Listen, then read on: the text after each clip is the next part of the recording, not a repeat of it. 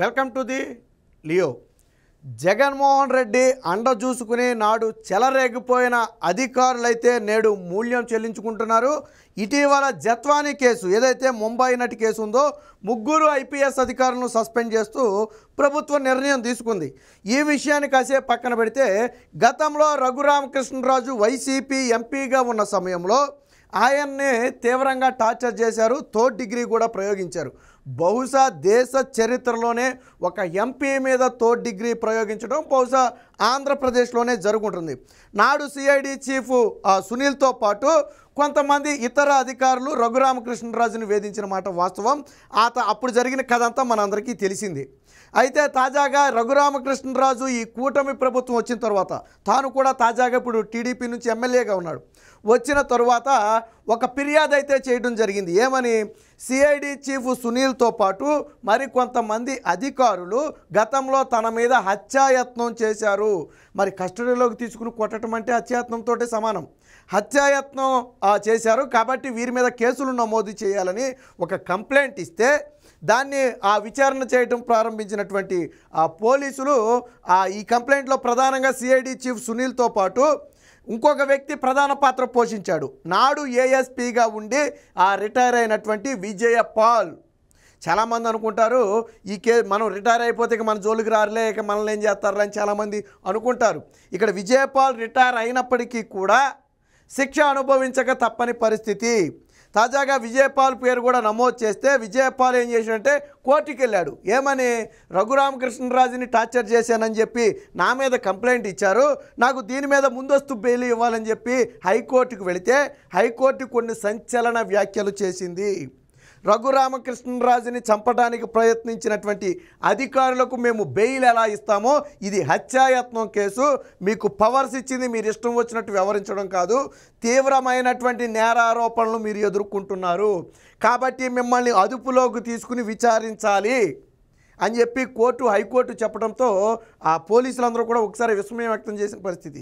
ఎందుకంటే ఈయన ఏఎస్పీగా ఉన్నాడు, ఈయనకంటే పెద్దవాళ్ళ పైన చాలామంది ఉన్నారు, పైగా రిటైర్ అయిపోయాడు కాబట్టి నాకు బెయిల్ వచ్చేస్తుందిలే, నా జోలికి రారులే అని అనుకున్నారు. కానీ కోర్టు నిరాకరించింది. ఏదైతే ఈ ఎలిగేషన్స్ మీ మీద ఉన్నాయో మీరు కొట్టడంతో రఘురామకృష్ణరాజు తర్వాత ప్రెస్ మీట్ పెట్టి కూడా చెప్పాడు ఆయన. ఏమని? ఆ రోజు కొట్టిన వ్యక్తుల్లో ప్రధాన పాత్ర పోషించిన వ్యక్తి విజయపాలట.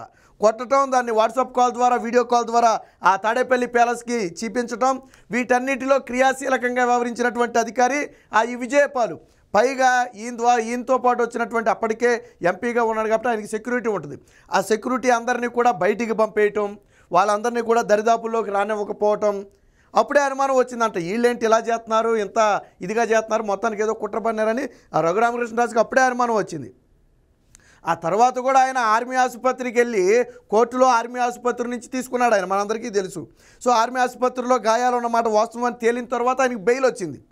అప్పట్లో ఇది కేవలం విజయపాల్తో ఆగిందంటే లేదు, ఇంకా అందరి మెడకి చుట్టుకుంటుంది. తరువాత నెక్స్ట్ ఎవరైతే నాడు సిఐడి చీఫ్గా ఉన్నటువంటి సునీల్ కుమార్ ఉన్నాడు, సునీల్ కుమార్ మెడకు చుట్టుకుంటుంది.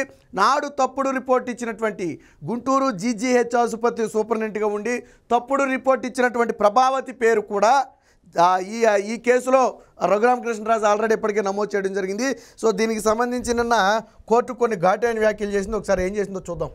సో ఇప్పుడు మనం మాట్లాడుకునే ఏఎస్పీ విజయపాల్ ఎవరయ్యా అంటే ఈయనే.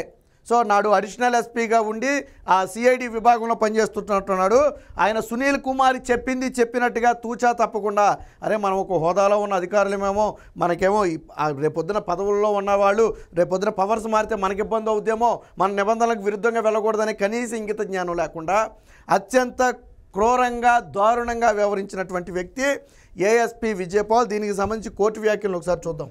సో చూడండి, ఇక్కడ రఘురామ కేసులో విజయపాల్కు హైకోర్టులో షాకు. సిఐడి మాజీ ఏఎస్పీకి ముందస్తు బెయిల్ పిటిషన్ కొట్టివేత. పౌరుల స్వేచ్ఛను హరించేందుకు అధికారులకు లైసెన్స్ ఇవ్వలేదు. ఈ మాట ఎవరు చెప్పారంటే కోర్టు చెప్పింది. అధికారులు మీ చేతిలోకి అధికారం వచ్చేటప్పటికో లేదా మీ మెత్తి మీద టోపీ వచ్చేటప్పటికో మేము నియంత్రణ అనుకుంటున్నారేమో, మీకు పౌరుల హక్కులను హరించేందుకు మీకేమీ లైసెన్స్ ఇవ్వటం కాదు అది పదవి అనేది, మీరు వారి స్వేచ్ఛను హక్కులను కాపాడటం కోసం ఇచ్చినటువంటి పదవి, కానీ మీరు దాన్ని దుర్వినియోగం చేశారని చెప్పి నిన్న కోర్టు అయితే ఘాటైన వ్యాఖ్యలు చేసింది. విజయపాల్పై చాలా తీవ్రమైన ఆరోపణలు ఉన్నాయి. ఆయన్ను విచారించాల్సిన అవసరం ఉందని చెప్పి న్యాయమూర్తి స్పష్టీకరణ. సో అంటే ఎప్పుడైతే ముందస్తు బెయిల్ ఇమ్మని విజయపాల్ కోర్టుకు వెళ్ళాడో కోర్టు ఆగ్రహం వ్యక్తం చేసింది. ఏమయ్యా, నువ్వు ఒక మనిషిని థర్డ్ డిగ్రీ ప్రయోగించావు, నాడు ఆయన ఒక ప్రజాప్రతినిధిగా ఉన్నాడు, ఒక రకంగా ఆయన చంపాలని ప్రయత్నించావు అనే ఆరోపణలు ఉన్నాయి. ఈ కేసులో నీకు ముందస్తు బెయిల్ ఎలాగిస్తారు? నీ మీద చాలా తీవ్రమైన నేరారోపణలు ఉన్నాయి. ఆ రోజేదో కాకి చొక్కా ఒంటి మీద ఉంటే మీకు కళ్ళు ఒళ్ళు తెలవకుండా ప్రవర్తించారు, కాబట్టి మిమ్మల్ని విచారణ చేయాల్సిందే, మీ నుంచి నిజాలు రాబట్టాల్సిందేనని చెప్పి కోర్టు వ్యాఖ్యానించింది. అంటే త్వరలో విజయపాల్ అరెస్టు కాబోతున్నాడు. పోలీసులు ఇప్పటికే రంగం సిద్ధం చేశారు. విజయపాల్ని అదుపులోకి తీసుకుని విచారించడంతో పాటు అవసరమైతే ఛార్జ్షీట్లో ఫైల్ చేసి ఇన్ని జైలుకు పంపిన ఆశ్చర్యపోవాల్సిన అవసరంలా. ఇప్పటికే 3 IPS అధికారులు జత్వానీ కేసులో సస్పెండ్ అయ్యారు. అక్కడితో ఆగుద్దంటే లేదు, అది ఆళ్ళ మెడకు కూడా చుట్టుకుంటుంది, IPS అధికారుల మెడకి చుట్టుకుంటుంది, అదేం ఆగదు. ఇప్పుడు ఈ కేసులో కూడా విజయపాల్తో పాటు సునీల్ కుమార్తో పాటు GGH ఆసుపత్రి నాడు సూపరింటెండెంట్గా ఉన్నటువంటి ప్రభావితితో పాటు మరికొంతమంది మెడకు చుట్టుకోవడం ఖాయం. ఆ రోజు కొట్టారు, అది మాత్రం 100కు 200% నిజం. సుప్రీంకోర్టే అంగీకరించింది, గాయాలున్న మాట వాస్తవమేనని చెప్పి. అందుకనే రాజద్రోహం కేసులో బెయిల్ రావడం అనేది ఆషామాషి వ్యవహారం కాదు. రఘురామకృష్ణరాజుకి ఆ రోజు బెయిల్ వచ్చింది అంటే మీరు తప్పుడు రిపోర్ట్లు ఇచ్చారని కోర్టు నమ్మింది కాబట్టే వచ్చింది. ఇంకా ఏం చెప్పిందో చూడండి. CID మాజీ అదనపు SP విజయపాల్కు హైకోర్టు షాక్ ఇచ్చింది.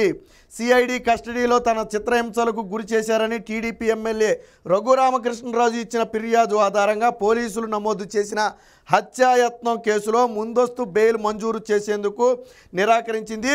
విజయపాల్పై వచ్చిన ఆరోపణలు చాలా ఆందోళనకరమైనవి, తీవ్రమైనవి అని తెలిపింది. దీంతో రఘురామకృష్ణరాజు ఇచ్చినటువంటి కంప్లైంట్ ఆధారంగా విజయపాల్ను విచారించాల్సిన అవసరం ఎంతైనా ఉంది. ఎట్టి పరిస్థితుల్లో అధికారులు దుర్వినియోగానికి పాల్పడకూడదు. ఒకవేళ నిజంగా నిబంధనలు ఉల్లంఘించి ఒక వ్యక్తికి ఎవరికో సహకరించడం కోసం చట్టాలని నిబంధనల్ని ఉల్లంఘించి ఇలా క్రూరంగా వ్యవహరిస్తే ఖచ్చితంగా వారికి కఠిన శిక్షలు పడాలి, వాళ్ళని దోషులుగా నిలబెట్టాలి. లేకపోతే వెనకమాలోడికి అలుసు అయిపోద్ది. ఇంతకుముందు వెళ్ళిపోయిన అధికారి విచ్చలవిడిగా చేశాడు, ఆయన ఏం చేయాలని నన్ను ఏం చేస్తాడని వీళ్ళకి ఒక అలుసు అనేది ఏర్పడుద్ది. అలా కాకుండా ఇలా తప్పు చేసిన వాడు ఎవడైనా సరే చివరికి రిటైర్ అయినా సరే తీసుకొచ్చి మేము జైల్లో పెడతాము, ఏ రోజుకైనా మీరు శిక్ష అనుభవించక తప్పదు అనే ఒక హెచ్చరికను కానీ మనం జారీ చేయగలిగితే అధికారులు ఒళ్ళు దగ్గర పెట్టుకుని పనిచేస్తారు. ఈరోజు తెలుగుదేశం అధికారంలో ఉందని దీనికి విచ్చలవిడిగా పనిచేయక్కర్లా, గతంలో వైసీపీ అధికారంలో ఉందని వాళ్ళకి విచ్చలవిడిగా పనిచేయక్కర్లా. మీరు మీ నిబంధనల ప్రకారం పనిచేయాలి. సాధారణంగా అధికార పార్టీకి పోలీసులు కొంత కొమ్ము కాస్తారనేది వాస్తవం. దానికి ఒక పరిమితి ఉంటుంది. మరి ఇంత దారుణాలు దౌర్జన్యాలు కాదు, కొన్ని విషయాలు ఏదైనా చూసి చూడనట్టు వెళ్ళొచ్చు, అంతేగాని హత్యలు అత్యాచారాలు మానభంగాలు ఇలాంటి విషయాల్లో కాదు, దాడులు దౌర్జన్యాలు దోపిడీలు ఇలాంటి విషయంలో కాదు.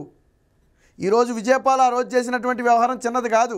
దీంతో ఎప్పుడైతే విజయపాల్కు ముందస్తు బెయిల్ నిరాకరించిందో దీంతో సునీల్ కుమార్లో టెన్షన్ మొదలైంది.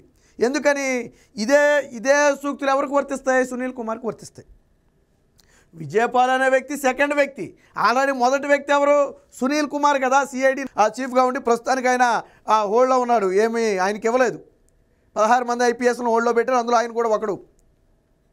ఏంటి వాళ్ళ ఉద్దేశం ఏంటి? అసలు వ్యక్తి ఆయన కదా, ఈయన సెకండరీ. మరి ఈయన పరిస్థితి ఎలా ఉంటే ఇక సునీల్ కుమార్ పరిస్థితి ఎలా ఉంటుంది?